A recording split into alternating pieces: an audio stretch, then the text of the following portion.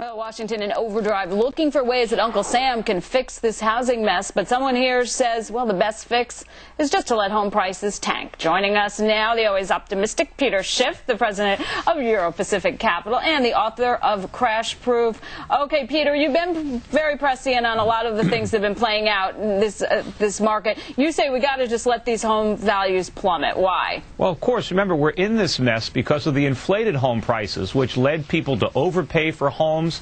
Borrow more money than their homes were worth. It's the reason that we had all these teaser rates and ARMs, because people were overpaying for houses and they needed creative ways to afford these payments. But if you look at the glut of unsold whole houses on the market, if you look at foreclosure recovery rates right now of only 50 cents on the dollar, nobody's going to lend into this market. Nobody can afford to buy at these prices. They have to plunge. But unfortunately, that's going to bring in a whole new set of problems, because now we're going to have bigger losses for the lenders, more people walking away, and of course when American homeowners come to the realization that all their home equity is gone, they're going to have to cut back on their spending. Peter, look, for several years on this show I've been saying we need a 20 to 30% correction nationally and 50% in hot markets. We're in a real estate bubble, but that doesn't mean that should happen in a year. If that happens fast, the way Peter's talking about, you're going to have, the stock market plummet 5,000 points. You're going to have a huge depression. It has to happen slow. It's going to have to happen, but there's a difference between falling 5% a year for 4 years and just plummeting in 6 months, which could happen if you have massive foreclosures. One is Japan and one is 1932. No, but neither one is really good.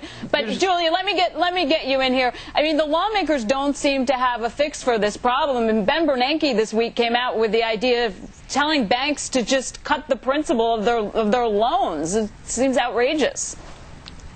Well, one of the things that a lot of the lawmakers are talking about is a 90-day moratorium on foreclosures, which it is not a long-term fix. What this does is it could allow people the time, be it 3 months or 5 months, to get out of these mortgages that they shouldn't have been in the first place and get into something they can afford. Honestly, Julia, you got me paying for now your mortgage and your pap smear. I mean, is there anything else you want me to cover? It's only a 30-minute show. Hey, you're paying it for your mother and your sister, too, so... Yeah, well, I don't think we're related, but, I mean... The role of government, Terry, that's what it gets back to here. The role of government is not to pay people's mortgage. It's not to let them out of bad deals they made. And a free market means free from the government, not from the consequences of your own decisions. Schiff is absolutely right on this. The market needs to correct. The more the government does to stand in the way, the longer the process takes. Wayne, Jonathan, I think you're being a bit extreme Wayne in here. Wait, Julia, let me bring Wayne in here. He's been our resident real estate guru. Wayne, you've been dead on in this market. Where are we headed?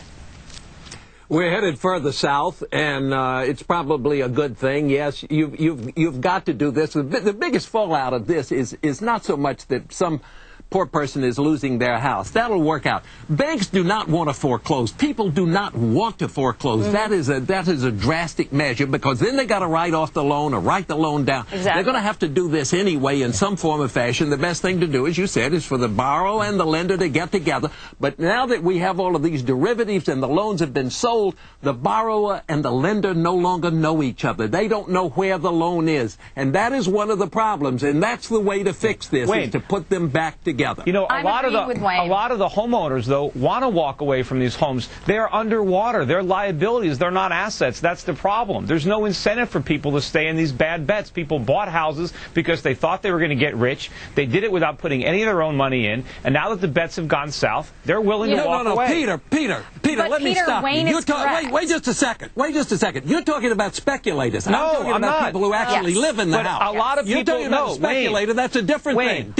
Wayne, a lot of renters. Shut up just a second and listen, Peter. I heard you. A lot of people who own houses were renters, and they bought because a realtor told them they were going to build equity. They bought because they thought the house was going to appreciate. They were happy being renters. Okay, they're speculating. Julia, I think they both have a point. Some people are walking away from their homes. That used to be the most embarrassing thing that you could do. There doesn't seem to be any sort of embarrassment about walking away from your home anymore.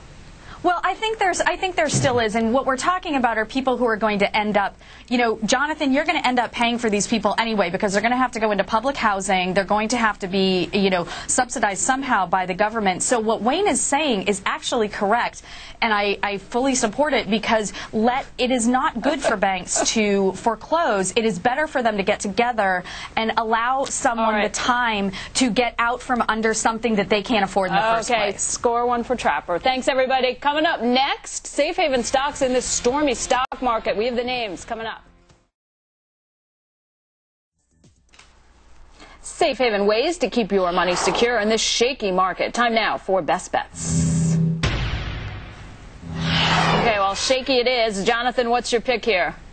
Well, Terry, it's not actually even a stock. It's a principal protected note. GBO, what does that mean?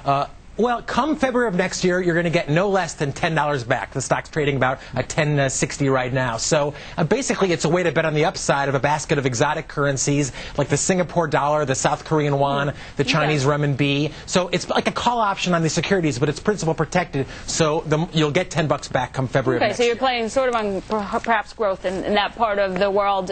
Peter, what do you think? Well, I like the idea. I just don't like the pick. I think these structured products are gimmicky. They're laden with fees.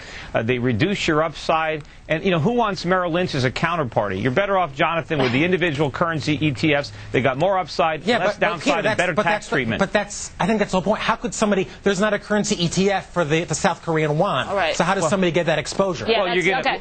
Yeah, that is a problem. But I don't want exposure to Merrill Lynch. Okay, we don't have time for all that. Peter, what's your play then? Well, the problem is there is no safe investment in the United States. The dollar is a disaster. It drops almost every day. You got to get out of the dollar first. I like buying conservative, high dividend paying foreign stocks. Most of the ones I buy don't have ADRs. One that does is Telecom New Zealand, NZT. It's got a 9% yield, and the stock is trading at the lowest price it's ever traded. Right. So conservative. It's down.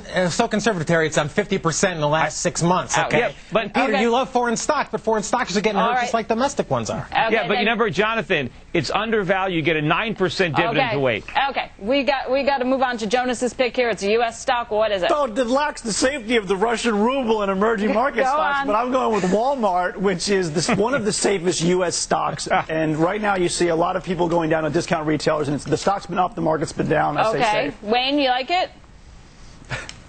I don't care for it, no, because I think it's flat. I don't say you're coming into some kind of a recession, therefore I don't think Walmart works. I like Leucadia National. I think Leucadia's done a great job. The two guys who run it are terrific. They got a great balance sheet. It's a safe stock, and it's a great thing to have in this economy. And if they should be able to pick up some bargains here, those two bargain hunters. Jonas, what do you think about this one? Wayne would be right if the stock was a little cheaper and they had a little less real estate exposure, which is not safe in this market. All right.